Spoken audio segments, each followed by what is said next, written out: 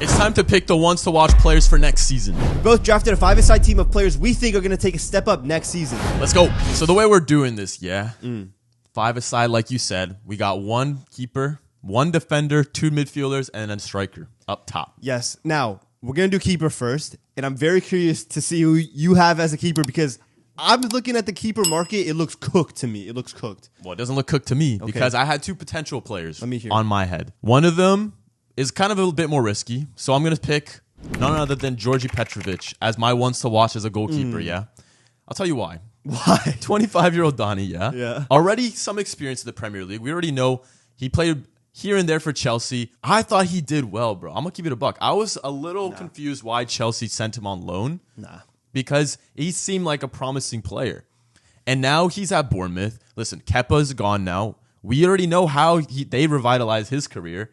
Chelsea keeper coming to Bournemouth, now making a bigger move. I think he can replicate something, especially now that Bournemouth has got a shocking defense. It's not good for Petrovic. He's going to get peppered with shots. That's what you want as a goalie, though, because you want all the experience you can get and then make the money move somewhere else. Like, it's all making sense to me, bro. I think Petrovic is going to be one of them ones where it's like, I don't know, bro. Someone's got to sign him next year. I kind of get what you're saying. He was at Chelsea during when Chelsea were in the mud. And so, he was very good. He wasn't very good. Like, he had some okay performances, some okay saves, but I think people were like kind of magnifying it because everyone else at Chelsea was dog shit. So everyone's like, "Yo, look at this Petrovic guy." But it wasn't. I don't know. I wasn't really convinced. Like, I kind of hear it. He could probably have a good season at Bournemouth. Potential. I don't know. I like it, bro. I think it's a good one to watch. Listen, 25 is young for a keeper, bro. Fair. No, that's true. And we're going to stay in the Premier League, okay? I have my keeper also in the Premier League. I'm going with James Trafford. Look, I'm going with James Trafford. That was my other Donnie I had in mind. Okay, see, I had to go with him. I was looking through the leagues, bro, scouring through the leagues. I couldn't find a keeper that I was super excited about. James Trafford is just one easy pick, in my opinion. Obviously, was at City, with CFA since he was 12. Comes up. Gets sent to Burnley to link up with Vincent Kompany. Had a pretty good stint there. But it's always difficult to play like as a keeper in the Prem for these lower teams, bro. When you look at someone like Aaron Ramsdale, struggles when he plays with lower sides. There was promise with him. Exactly. With Rammers. Yeah, that's true. Exactly.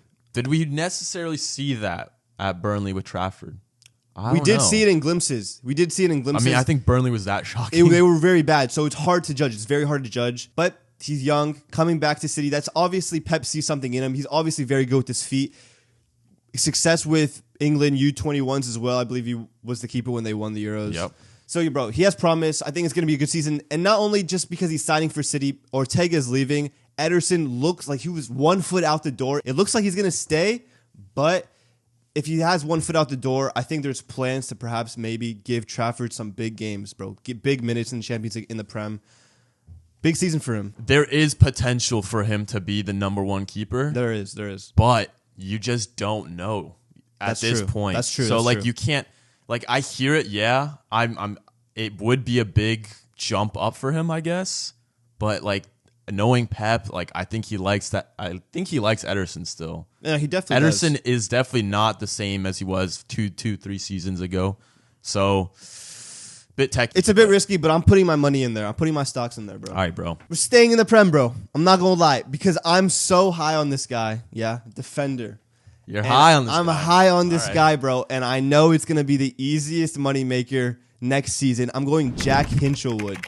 Brighton player, 20 years old. This guy is mad versatile, and every time I've seen this guy play, wows me. Eyes go open, jaw drops a bit. No. What the hell? No, don't do that. What's man's on about? Don't do that. He's a player. He's so versatile. Can play right back, central midfielder. Can play left back as well. He had some struggle with some injuries last season, but when he came back, was absolutely cooking for Brighton. He's going to be a huge part of the team this season under Hertzler. I know it for a fact. Bro, he's nasty. Big body built. He's only 20, but he's big body built. He has that Luke Shaw, Jack Grealish type build. Okay. But he's so Grealish. athletic. Yeah, bro. Huge calves. Grealish big body? Yeah. What? Grealish not big body.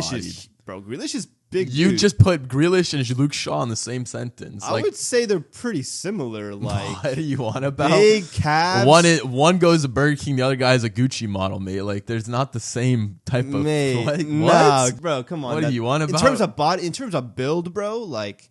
They're pretty similar, just stocky Englishmen. Those stocky. Just I don't know how to explain them, bro. They just have a lot of meat on them. He's just not one of those Donnies. He definitely is. He's one of the strongest players at City, that's for sure. Oh my god. So anyway, bro, he has that type of build, stocky, strong. He's only 20 as well. That's what's shocked me. 2005 born, eye for goal, defensively good, athletic. Yeah, bro. Watch for Jack Hinchelwood this season. Okay. All right, I hear it. Again, I was deciding on their two players, but I think I'm going to go with the lesser well-known person because I think there's more upside to him, low-key, and that is Diego Capola. I'm not familiar. Not familiar, exactly. Brighton and Hove Albion just signed him from a Serie A team, I believe is Hellas Verona. Impressive spell in Serie A. A lot of teams were looking at him like he's the one. He's 21 years of age, 6'2", no nonsense defender, just straight up beast. Like center back Donnie. Okay. You always got to look at Brighton when you look at ones to watch That's players. True. That's very true. So like I'm trusting the scouts at Brighton because I was hearing rumors that big clubs in Serie A wanted to sign him. I just know that Capola is a promising player, bro. I think they signed him for 23 M's. Don't quote me on that. So they're splurging that much. I think he's going to be starting a little bit here and there. With Brighton scouting, it's kind of, what am I saying? It's a cheat code. It's a cheat code, bro. Yeah. So it's like they have way more hits than misses, but at the same time, last summer they signed so many players. Some of them didn't really get the chance last season. Some players in and out. Some players go out on loan. So with Brighton, it is a bit hit or miss in terms of are they going to get the chance? Are they going to get the chance? Are they going to get the minutes to prove themselves? Especially in the first season at Brighton. Well, I'm not sure about it's likely. I'm just thinking about their defense right now, bro. Like, is Lewis Dunk? He might be out of the door soon. He's getting up there in age. Van Hecke is going to play consistently. I still think he'll get a chance at least, bro. Like, there's no way they won't do that. Solid two defenders, both Brighton players. We can move on to the midfield, yeah? Yes. Let me go. Go ahead. Oh, this is hard, though, bro. All right. I think these two players are going to make this next step up. They're already proven, I think. Okay. But I think they're going to make it to the next echelon, bro. That is Moises Caicedo and Arda Güler. Ooh. I think those two players are going to reach the next level that they need to reach, bro. Okay. Listen, Moises Caicedo, obviously 100 mil. Like, how is he going to be a once-to-watch player? I don't think we've seen what he can do in terms of his capabilities just yet. Okay. I think we've seen promise for sure. And honestly, the Club World Cup convinced me even more so that he'll take that next step. Bro, he was one of Chelsea's best players last season. I understand that, but they were still shaky at the end of the day.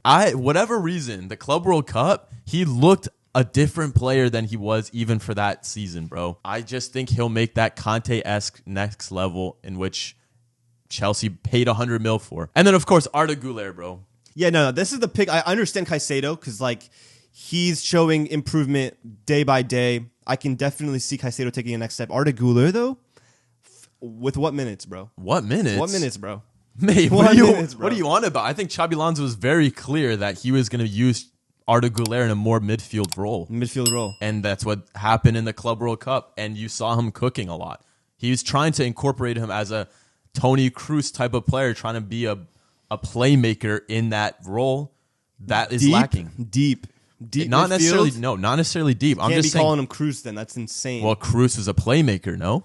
Deep, but he was a playmaker at the end of the day, in which Xabi Alonso specifically said, he is in my plans, bro. And so I think he'll get a lot of minutes. I think that, listen, he's 20 years old, bro. We already know what he's capable of. We saw it at Turkey. We saw it in stints at Real Madrid here and there as a substitute. But give him a full 90 minutes, I think he might start to cook. That's my ones to watch. Potential, I don't know about a midfield role. I don't know. I see Güler as a right-sided player. Can definitely play in the 10, but a deeper role midfield, I'm not sure. We'll see, though. If he does it, that's impressive. Yeah, it's great scouting from me, I know. Okay. All right, my midfield duo. I wanted to step away from the Prem a little bit, yeah? Because we're all ball pod here. I'm going Richard Rios. Okay. And I'm going Luka Sucic. Sucic, all right. Yeah. Rios was on my list. He was on my list. He has to be, bro. And the reason I'm including Rios, I know he has hype already. was linked with big clubs for a year or two, but he finally made his move to Europe. Impressive Club World Cup. Impressive for Colombia when he plays. Yeah. And the reason I'm saying once to watch is because I think he made a very good, smart career move going to Benfica. Benfica is, I think, a perfect place to develop for a player like him coming from Brazil, his age as well. Knows Portuguese. And it's very easy for a player at 25, 26 coming from South America to want to make that big step right away, go to United, go to Madrid, Barcelona, whoever you're linked with. But I think he was smart. He was patient. He took the next step. It shows me he's humble, bro. It shows me he's humble because I think so many players make the wrong move of just taking that step too early. I think he understood his level. He's going to go to Benfica, develop. And I think from Benfica, we'll see him develop even more, especially next season. And then the big move will probably make more sense. But I think this season for Benfica in the Champions League, I think he's going to be a player people are going to be talking about a lot, bro. I don't hate it. He was super close to Rome, move to Rome, bro. Gasperini was calling him this and that. I think at the end of the day, it fell through. But I'm curious, if he had gone to Rome, would you have thought that would have been a good decision? I think that would have also been a very good move. Okay, so you're saying Benfica and Rome is kind of like a good development stage. Yes. This and that. All right. Yeah, my midfielder 2 is Luka Sučić. This guy, 22 years old, Croatian. Midfielder for Real Sociedad. I saw him in glimpses last season. Absolutely impressed. This guy is silky. Silky. You don't really see silky Balkans. This guy is a Balkan, and he's silky on the ball. Left foot, magic left foot. He's more of an attacking-minded midfielder, but he can play slightly deeper too.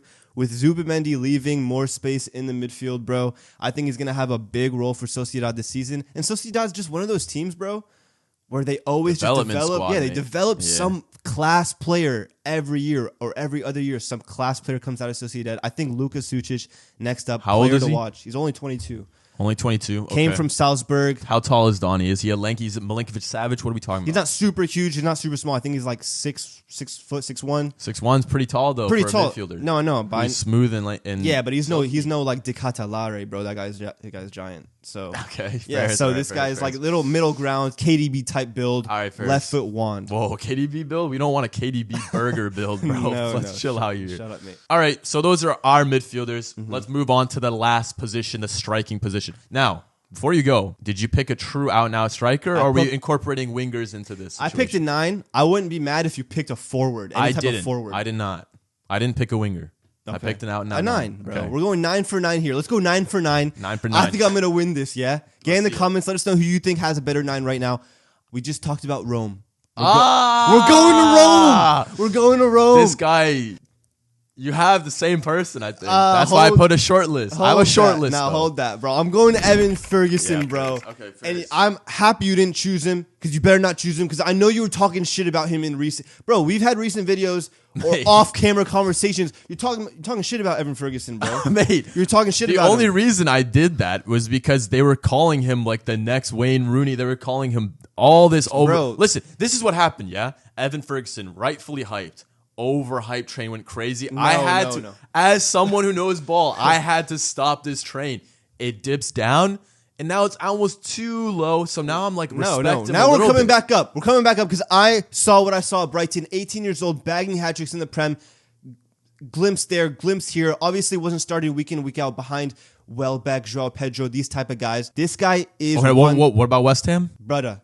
West Ham. West Ham signed 50 new players last season. Manager change. It wasn't a good environment for an 18, 19-year-old to try to get minutes. Absolutely a wrong environment at West Ham. Fulkrug was there. Mikel Antonio accident. It's just a madness, bro, at West Ham. It was not a good place for him. This is a perfect move for Evan Ferguson, bro. You're going to Serie A. You're going to Rome under Gasperini. Gasperini, experienced coach, can develop players. He developed how many players at Atalanta? Perfect environment. Already has 5 goals in the 2 preseason games that he's played. And he's going to continue. I already know it. I know he's going to continue it next season. 100%. He's going to bag goals. I'm predicting right now. I'm predicting 15 Serie A goals for Evan Ferguson. Yeah. Cooking, bro. He was on my list for sure. But I had another Donnie on my list. I've talked to him. I wish I talked to this Donnie because I know he's going places, bro. We talked about this dude before, bro. I'm high on him. Joao Pedro. Bruh. Making the next step. At Chelsea, that's a bait bro. Pick. 23 years of age. Low key. No one really... Everyone was like, why is he going to Chelsea, this and that? Club World Cup comes in, bangs a couple goals, looks saucy with Cole Palmer, this and that. Now I'm seeing the future. He's taking the next step. He is a once-to-watch player. Dare I say a top 5 striker come the end of this season? Listen, never. I think it's a very big possibility. He's got all the qualities of the Emperor Adriano. R9 a little bit. Crazy comparison. Not crazy comparison. Insane comparison. Listen. There's not a lot of hype going on with João Pedro right now. And there is plenty of hype. And I'm here to bring the hype. No, there's so much hype. And I'm here to bring the hype. João Pedro is going to be a breakout. He's going to have a breakout season. Dare I say, if Mbeumo is getting 20 goals, yeah? I think 20 goals is the bar for João Pedro. That's insane. That is the bar. That's an insane standard to put on João Pedro. When has he even hit 10 goals in the league yet for Brighton? For sure. Has he? Yeah, for sure. In a season. Oh yeah, he was on Pens last season. I don't know if he hit 10 goals last season. I swear. Let's check. If João Pedro did not make 10 goals last season, yep, he scored 10 goals exactly last season. Barely scraped. I told you, boys. I told you. I know what I'm talking about.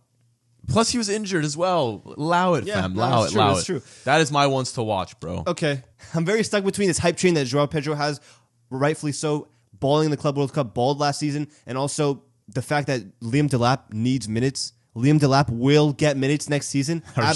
Sure about that? And he will deservedly get minutes. So how is he not your ones to watch striker then? Because Evan Ferguson wants to watch. Oh, okay. Wants to watch, yeah, that bro. makes sense. I only can pick one forward, bro. I can only pick one striker. Okay. So I picked Evan Ferguson because I think his stocks were way too low. That's why I picked Evan Ferguson over Liam Delap. But let us know what you guys think of our 2 drafted squads. Who do you guys think had the better one, though? That's the real question. That's the question. And draft your own squad in the comments. Who are you excited to watch next season? We'll catch y'all next time. Peace.